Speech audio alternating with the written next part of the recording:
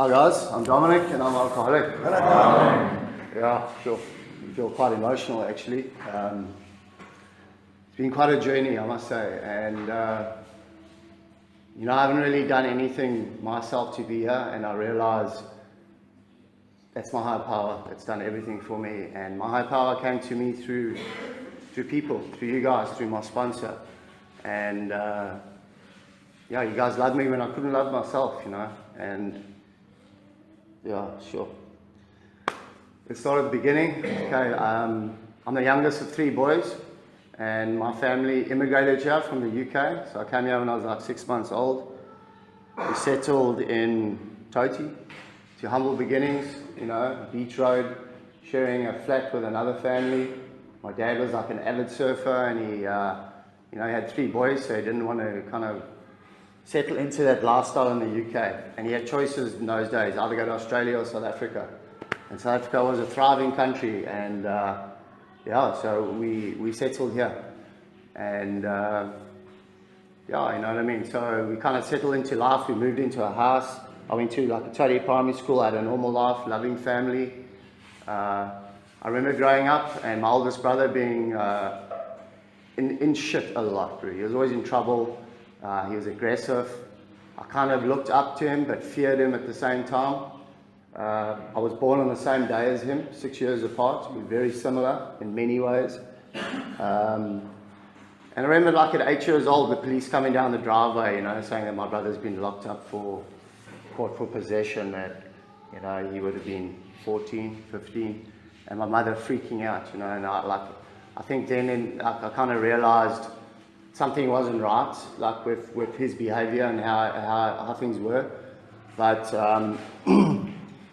like my life continued. We carried on, and eventually I went to high school, and about 13 I fell in with a group of guys just like me, you know what I mean? They were young surfers, and we sorry, I missed out on quite a bit there. Like, our family used to go every December. We go to Cape St. Francis on holiday, take our camper van down, and I learned to surf there at about 8 years old, and those are like some of my fondest family memories.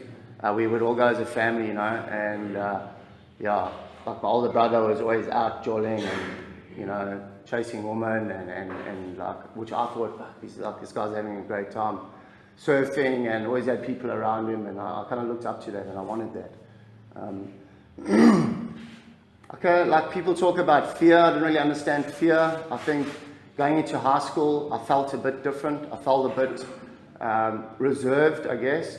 I'd always been kind of like sipping on my old man's beers and stuff like that growing up, but I think when I got into standard like 6, I got drunk properly for the first time, and I had a blast. But I can remember being out of self and not feeling that fear and not feeling self-conscious, and so I started surfing this beach in Toti. It was like away from the main beach and away from Warner Beach. It was like my brother and all his mates surfed there, and it was a beach where you could do what you wanted, really. There was no shops, there was no lifeguards, there was no water, and we loved that beach, and these guys were all smoking and drinking, carrying on, whatever. And eventually that's exactly what we started doing, and as a group, that's how we rolled. We did everything as a group, and I suppose coming in, there was a nightclub there. It was under 18 on a Friday and over 18 on Saturday. I think those days they could pay $20 and drink as much as you like. And hey, I was always wondering what it would be like to go there on the Saturday, because we'd go on the Friday. And like, my mate lived like really close there in a flat, and his mom was like a single mom and chilled, and we were allowed to do what we wanted. So I spent every weekend basically there, and we would go down to our little beach and hang there on Friday night and drink. And those days it was like Esprit and box wine and Coca Rico. I can remember stinking of coconuts a lot, because I'd vomit coconuts most nights I drank. But we'd go there, and and that was a jaw for us. I was even blacking out in those days, where I thought that was normal. Be waking up and getting kicked out of this like under 18 club, because I'm in the back corner, like passed out with a couple others. And anyway, but those years to me was fun. I enjoyed that, you know what I mean? And my old man used to take me surfing like every morning on the weekends down the coast from 8 years old. And we would go and surf this coastline, and I loved and cherished that. But when I sort of got into like the swing of life from like 14, 15, I stopped doing that. I didn't want to be around that. I wanted to be down at the beach where we could do what we wanted. It was like our beach. I felt a part of that group, and that's how we rolled, you know. So from then on, what happened? Yeah, I got into a relationship, probably about 15, my first relationship. One of the older guys from the beach stole her from me about 9 months later, and I was bummed, bro. We were like plotting to take this out, all of us. But we didn't, because I met another girl who was part of our group, and then it was cool again, you know, and that relationship lasted 9 years. Shame, poor girl, I must say, because, my journey from there, just like school was easy for me. I kind of just did what I needed to do, and I didn't really want to go to school, but I didn't mind it. So any chance I could get off, I would. I bunked a lot, and I always just want to go to the beach, you know what I mean? Hang with my mates and get stoned and drink on the weekends, and that's kind of how I was. And like when I got to my final year of school, I was like, I think 70 something days absent that year, and I was the second most absent, you know, and the most absent was our very own bad mad rag Chad. He was the most absent, right? But he was in my little clique as well, you know, and that's how we rolled, and it was cool, I guess. And what happened? So I finished high school, and I like, my old man was involved. He was a lecturer, so he's involved in education, and he's always on my case. And I had been pulled in just prior to that, probably about standard 9, and they had a table just full of like drugs and stuff. Just of that era, and they were like, "What's this?" And I said to my girlfriend at the time, "Don't say a word." I sat there. "Whose is this?" I said, "Mine." And they were like, "What do you got to say?" And I said, "Nothing." And I just sat there defiant, and that was that, you know what I mean? And I had this pretty bad attitude to authority. We got in trouble with the cops a lot. We kind of had a bad reputation for that beach that we hung at and the people that we were around.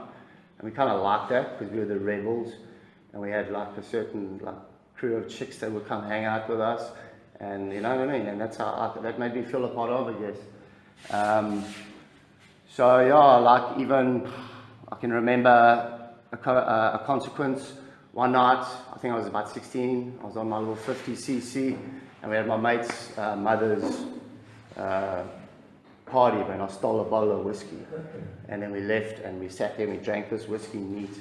And I remember on the way home I blanked out on my motorbike, and I just remember coming to the police picking me off the road, and I was grazed from head to toe, and I buggered up my knee, and they just like kind of loaded me in the car, and the cop knew my old man through my brother, and they knew where I lived, so they just drove me home.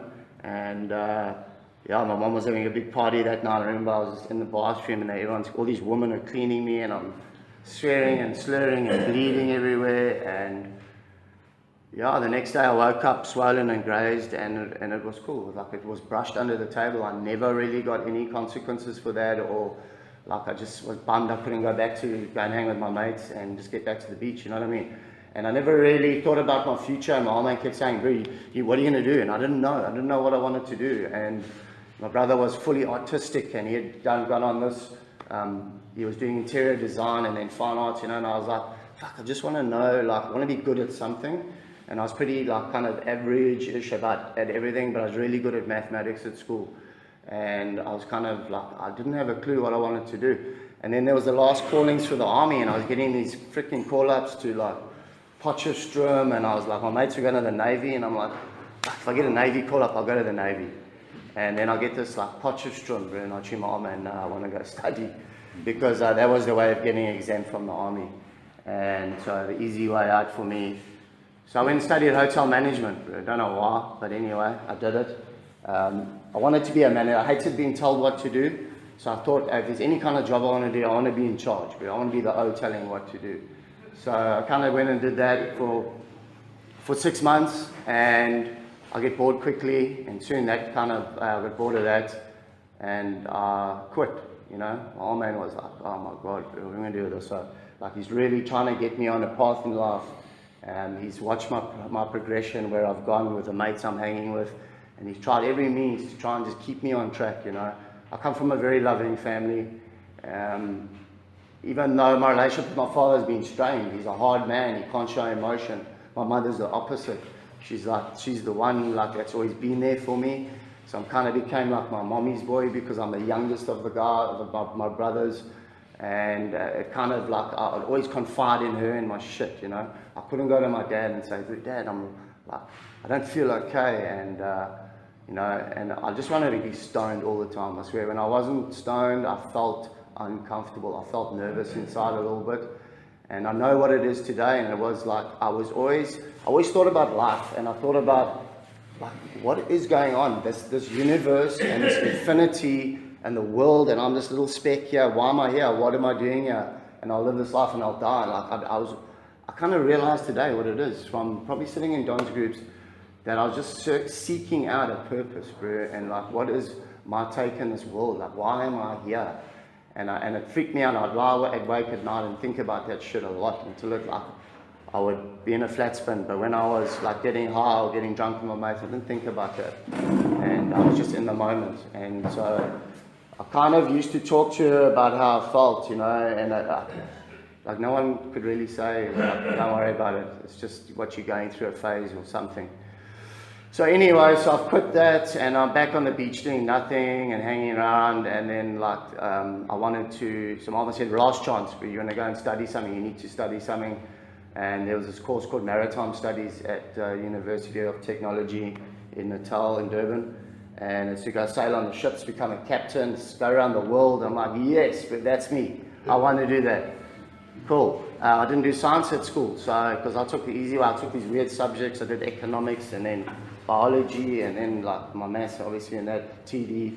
So I didn't have science, and I don't know why. Because of the way my brain was structured, I was kind of good at the maths and science side of things. So I had this weird kind of spirit. I needed to get science. So I had to go to do N2 and N3 at Congela Tech. So all I had to do was pass this one subject, but I had to do 4. So I was like, cool, that's cool. I just have to do this one. So for 6 months, I'll go and do 2-3 month blocks. And I went with this crew to school, to Tech from Tody, and we'd drive there, and I'd just get so stoned in the car, come in, because I knew I only had to really focus for the one subject. The other 3 I didn't care about. And that's me, really. The easy, soft way. So every break, I'm out there with the stoners, under the bush, and just making sure I'm getting my engineering science done. And it was easy, because it's like doing standard 8. I just finished matric. And so I breezed through that, and I got like distinctions, and it was quite easy. And so next thing I'm there, like, cool, I've got the qualification, and I got accepted into the University of Technology, into the Maritimes course. And I went in and I enjoyed it, and I passed the first semester of 6 months. And then these shipping companies came and they selected like 5 people, and I was one of them. And next thing I was employed by Unicorn Shipping Lines, going on this career. And my old man's like, phew, cool, this guy's like, he's on a path now, really. You can like kind of sit back and relax. And yeah, like I kind of got employed on the land part just before we were going to sea. And I was kind of doing my stuff and getting ready to go, and got all my gear. And then we were going to go to Brazil, and the first ship, and it would be like a 4-month journey. And I was like obsessing about this, and fear hit me like out of nowhere. And I was just like, fuck, do I want to do that? I'm going to be stuck on a ship. I can't leave my girlfriend. I won't be surfing. Like I just played this in my head, and I never discussed it with anyone. I was very self-reliant. And at the last moment, I just said, I don't want to do this, and I quit again. And my old man lost it, in that moment, I think he like kind of gave up on me, you know. And I also was over that, like disappointing people, and I wanted to be on my own. I wanted to be doing my own thing in life. I was tired of being told what to do. So yeah, I left home, and I got a job as a lifeguard. I became a professional lifeguard in Toti, and I moved into my own flat. And bro, what a joy that was. I was like, I've arrived at last, bro. I'm financially secure. I don't have to rely on my folks. I do what I want. I can smoke what I want. No one tells me what to do. And I still had this girlfriend, remember, who was 3 years younger, and she was at school still. And we partied like during the week with the other lifeies, and we were like womanizing, and it was just one big party, you know, and I was on the beach constantly, and yeah, I really enjoyed that. and just, yeah, I didn't really give a shit about like this girl that I was with or anyone else, you know, around me at that time. It was just all about me and having a party, bro, and just enjoying life, bro. I had this philosophy, like, one life, I'm going to live it to the full. I don't want to do the shit job that I hate and look back on my life and have worked and done nothing and just like been stuck in some office job, bro. I can't do that. So that kind of worked for me for a while. And yeah, after that, I kind of got, after 2 years of that, Sasha left school and fell pregnant. And without telling anyone again, we sat and like, kind of like, what are we going to do? You're too young, rah, rah, rah. So she had an abortion. And I didn't really feel anything about that at the time. And she was willing to do whatever I said. I feel quite hard about that stuff today because of not discussing it and not like really taking into account. But I think it's for the best anyway because of who I became and what kind of life that kid probably would have had. But anyway, going forward, I was eventually like, bro, I'm going to J-Bay, bro. I'm off to J-Bay. And she was going to go to London with her friends to go and work. But before that, actually, she got a job on a cruise liner. And every 2 weeks she'd go and then come back. And then on the weekend I would drive and we would drop off in Durban. And I was with a friend. Her best friend was dating an older guy and we would go to Durban and drop them off. And he'd pull in to this flat in town. And we'd be like, and next thing he's like smoking this stuff and I'm sitting there with mine and a quart, whatever, watching. And eventually I had a few drags on this, you know, hanging out with all these Najis in the flat. And yeah, but like I got hard, like I blew my socks off, and I kind of didn't like that feeling. It really resonated with me, and so that became a common thing. I wouldn't think or do any of that until that weekend that we went, every second weekend, but eventually, like that came to an end, and like Sasha went to London and I went to J-Bay, and I went to go and surf, and I fell in with these Aussies straight away. And we started doing runs to Transkei and coming back with like sacks of weed and selling it to all these tourists. And we were making money and had a big house on the beach. And I was like, bro, this is cool. Like, we're going to work all day. Like, I enjoy this. And we were like, I started waking up in weird places, bro. I started waking up in Potensi and places like Hanky. And I never knew how I got there. And I never knew who the person lying next to me was, what their name was. And they didn't even speak the same language as me. Although I could speak a bit of Afrikaans. But my modus operandi was to get out of there quickly, you know what I mean, and try and make my way back to the ocean where I feel comfortable, because I was inland, bro, in some farmlands, and I realized like, hey, I was blacking out a lot, you know, and going on these massive benders, and didn't actually, I had this girlfriend, this loving, faithful girlfriend in London, and I'm down there doing my thing, and I was okay with that, you know what I mean. I think I always felt secure having a girlfriend there, like just as long as she's there. She doesn't have to physically be there, but if she's mentally there, then I can do whatever I want. You know, I felt like kind of powerful, I think. And that followed me right through and actually ended up biting me in the arse. Thank God, because I learned a lot. I learned to grow through that stuff. But anyway, eventually I'm doing this with these Aussies, and I got sick of fucking waking up with someone's couch in my bed, and we were like 5 of us in this house, and it was fun when it lasted, and I was like, bro, I need another change. And another friend said, come fishing on his boat, they catch calamari, and I'd jump on this boat and we go out for 2 weeks at a time, and it's the surfest job you could ever do, but I loved it. Because I remember the first calamari I caught squirted me in the face. And I'm on this boat for another 2 weeks, and there's no showers and that, but you can have a little bit of one of those, I don't want to say Irish shower, in case people are Irish, but you know what I mean? It was surf, but it was fun, and I enjoyed it. We're out there, there's no rules, we're just smoking, and the guys were smoking buttons even, and I was like, hey, I was just indulging in all this shit and fishing all night. And it was new and exciting, and I liked that. So I did that, and we're making good money as well, funny enough. And eventually I came in, and I met a girl there, and her father wanted to employ me to come and work. They had a building company, And he said, no, come, he's made this double garage into a room for you. So I tune his Aussies, hey, I'm out of here, boys. I'm like moving along. And so I move in there and I'm working for these guys at home. I'm surfing J-Bay a lot, and my surfing really took off. And like there were some guys there that were giving me boards and like really encouraging me. And my head started going like, bro, I'm going on the world tour now, bro, because these guys are like giving me all this encouragement and like just dreaming of these big dreams. And so yeah, I did that for about 5-6 months, having 2 girlfriends now, and obviously they don't know about each other. And the girlfriend in the UK was like, when you coming, when you coming, when you coming, and I'm putting it off, because I'm enjoying this other life as well. And yeah, we've been, so there's like, I know I'm talking about drugs a lot, but it's my story, you know, and it's something that took me out a lot as well in recovery. It's because I never related alcohol and drugs, because alcohol was never my problem, because I was a binge drinker and I never like had to wake up and I want more. I was kind of drank till I was so ill that I didn't want to touch a shit for a week. So when I was like, I fully couldn't stop living without my drugs, but I could live without alcohol, but I couldn't function the way I did without alcohol, like waking up in these weird places thinking, well, what a cool night. I didn't actually remember what I did, but you know what I mean, it kind of got me to the level of meeting those people and going to all these parties because I was out of self, and I wasn't self-conscious and fearful and shy. I was actually quite shy.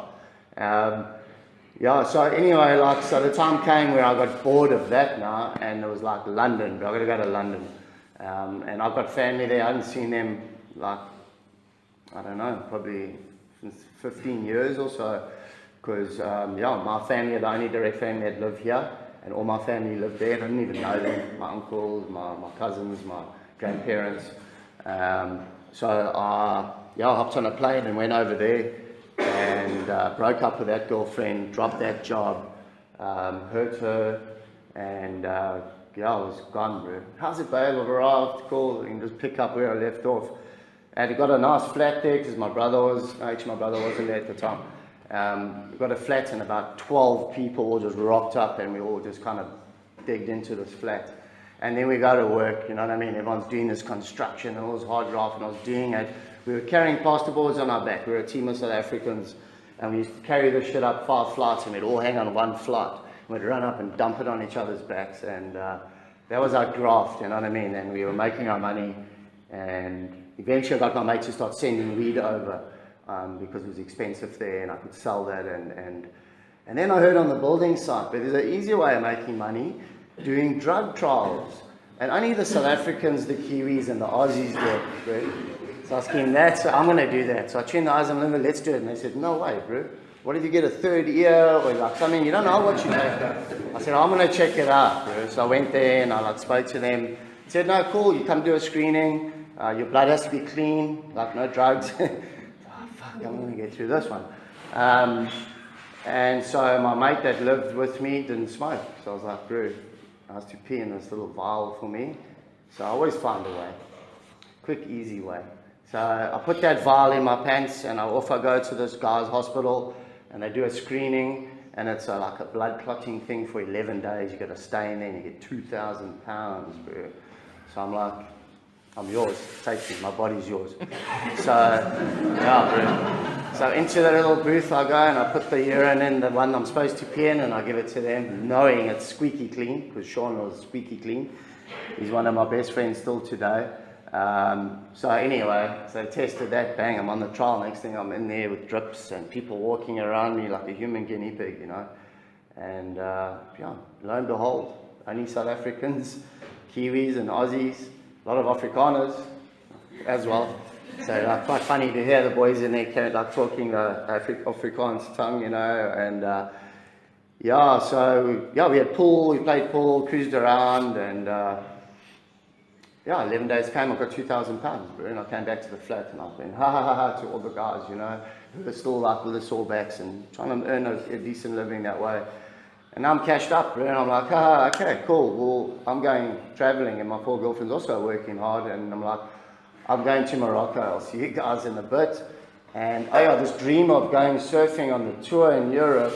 When I got to London, I'd never been in a big city, bro. Like, I was on the aeroplane to London, And I met this guy and we're talking and I said to him, bro, I'll see you around. And he turned around and laughed at me. I didn't know why. But if you've ever been to London and you get to a city like that with millions of people, no fucking chance you're going to see someone like that randomly again. Maybe, but the chances are slim.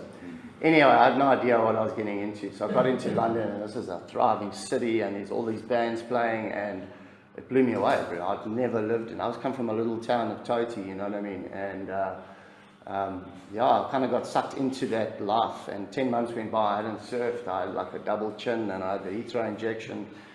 And I thought, yeah, bro, it's time to go surf. I need to go surf. So I chose Morocco, and everyone was just flying in there the easy way. And I thought, no, I found a flight for £39 to Malaga in Spain. So I'm clever, bro. I always check it out, and I'm going there, save money, and that's it. I'll fly to Malaga, and then I catch a bus, and then I'm in Tangier. I go across from Gibraltar on a ferry, and I'm in Tangier, and I'm like, got the surfboards, and bro, I'm like right at the top of Morocco, and I don't even know, like, bro, I need to get right down to the bottom. But what a journey! It was pretty amazing. I went through Marrakesh, and I was doing this all on my own, and I learned a lot about that. But you know what I mean? As I get to the spot there, and the waves are good, and I start surfing. I can hardly surf because I've got this like extra weight, and I haven't surfed in ages. But I soon get back on the horse again, and I really get into it. And straight away, I'll seek out the guys like me. And I found this Brazilian bro with all this LSD, and he's like dishing it out, and I'm like, every night just kind of frying our brains. And hash, first thing I got there, because it's like world famous for this hash. I'll only go to places where I can get the drugs that I like. I never traveled anywhere where I couldn't get what makes me feel comfortable. And like that journey, and then everything was going well, and just towards the end, like I was kind of leaving with that Brazilian on the bus, and the cops came and they like just kind of ransacked us out of nowhere, and I didn't know this. I was like a full trafficker, and he's got his bag full of like pellets, and like I'm quite naive still. And then the next thing, like obviously searched me, and I didn't have what he had, and he got pulled, like ripped God, bro. They just attacked that like so hectically. I was like, whoa. But they ushered me all the way back up to Tangier and put me back on the ferry and told me to, get out of Morocco. So again, I kind of got through that one quite smooth and got back. I made my way back to London and got back there and started kind of working. I did a few drug trials. But I started also working again in the building trade. I remember coming home from work one day, and this girl was just like sitting there batting her eyelids at me, and I was like, whoa, okay. Like, and I had to go and pursue that, bro, because that's what I do. You know what I mean? And so I met this girl, and I started having a little bit of an affair with this girl from Switzerland or something, and I got caught out for that, and my girlfriend left me, as she should have. And she was gone for like 2 months, and I didn't know where she was, and she fucking hated me, and she like threw all my clothes between the flat and the tube and went berserk.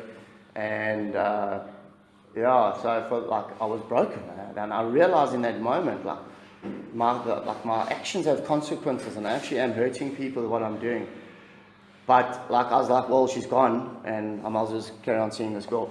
And I did until like she left. And then I started pursuing Sasha again, like finding out where she is and slowly manipulating my way back. And she came back. And when she came back, I actually got a letter in the post. And the letter, like she was like, oh, you're still speaking to this girl? And I promise you I'm not. You can open the letter. And she opened the letter. And it's a letter from her saying that she's pregnant, this chick. And I was like, oh my God.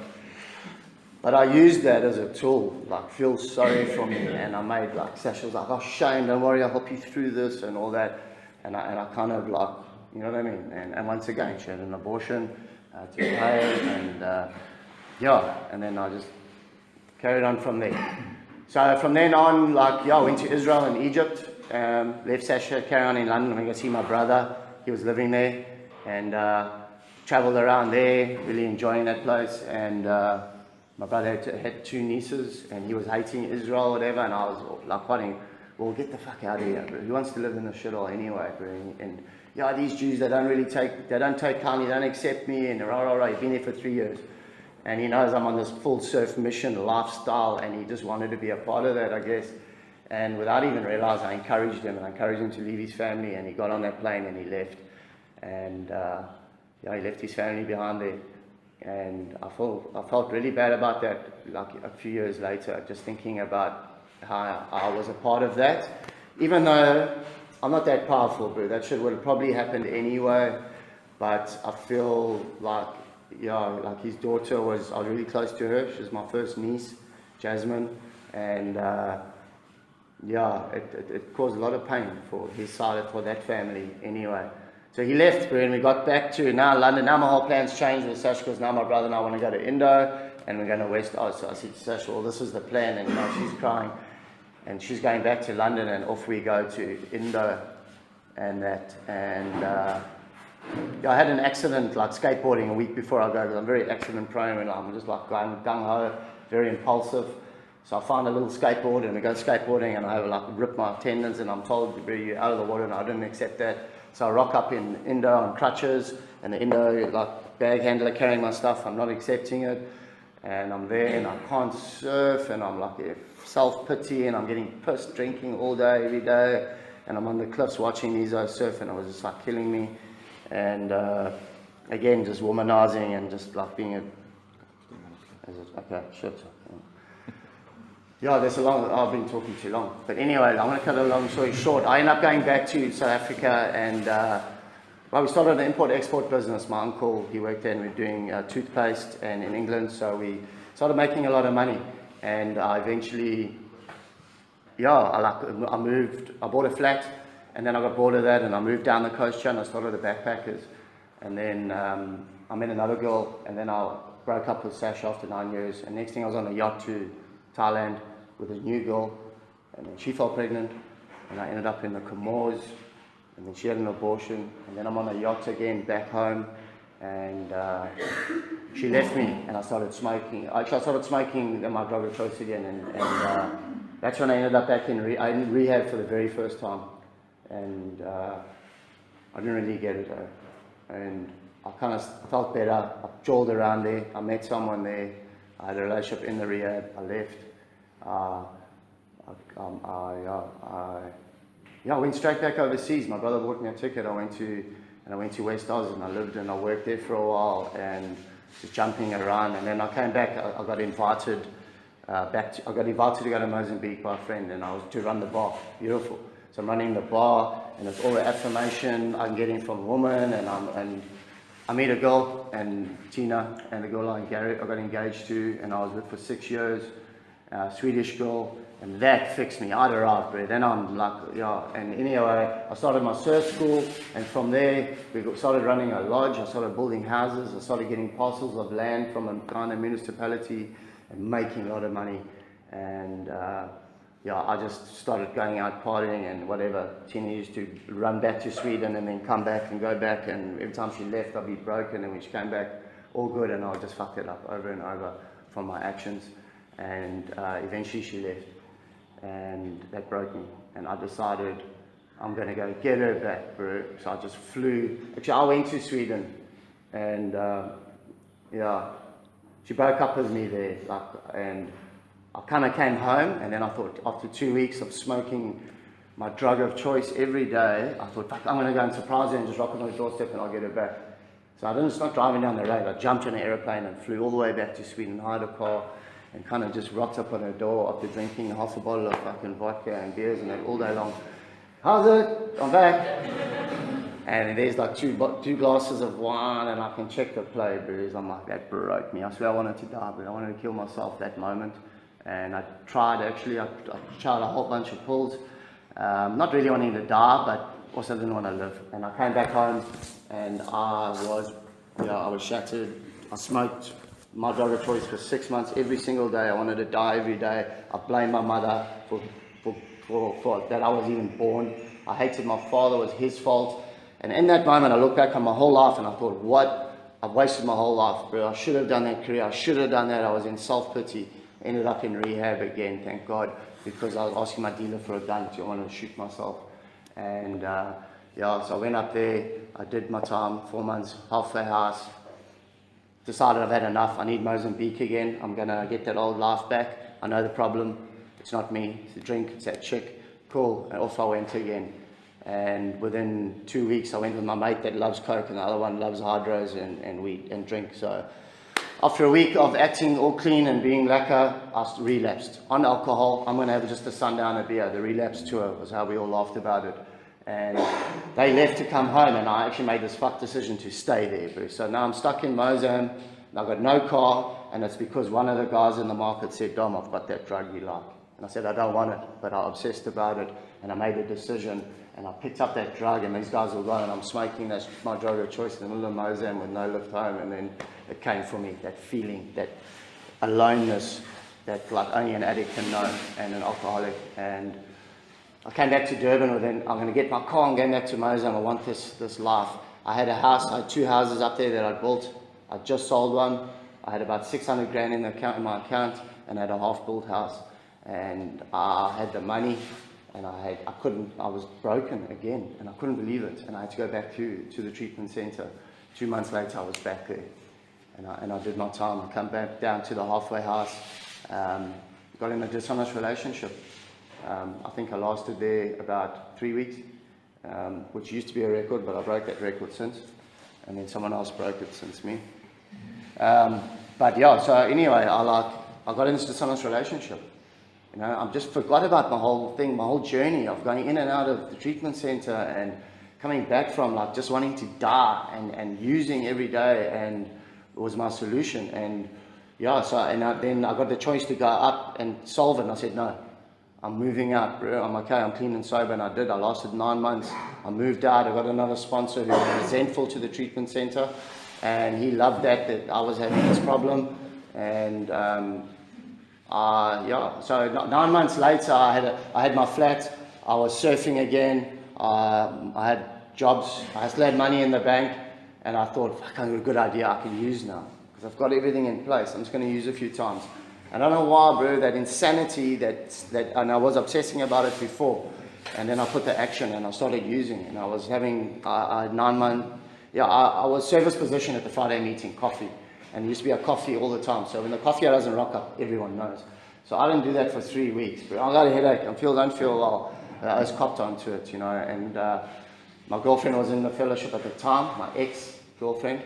And her sponsor advised her to break up with me. You know, she did. And then 2 weeks later, she came back to me, and that gave me power, because she chose me over that, changed her sponsor.